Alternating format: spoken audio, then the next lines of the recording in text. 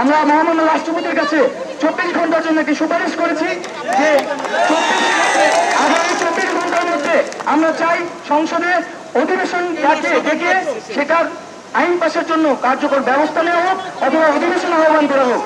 আমরা আগামী 24 ঘন্টার মধ্যে এই দৃশ্যমান পদক্ষেপ দেখতে চাই এবং আমাদেরকে দমন করার জন্য পরিকল্পনা করা হচ্ছে।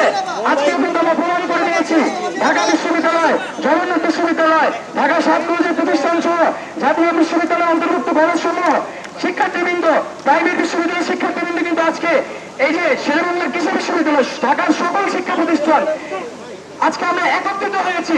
আমাদের এই মিছিল কিন্তু থামানো যায় নাই এবং আমরা যা সেটা দেখানোর চেষ্টা করতেছি। আমরা চাইলে কিন্তু 10,000 20,000 মানুষের জমায়েত করতে পারি।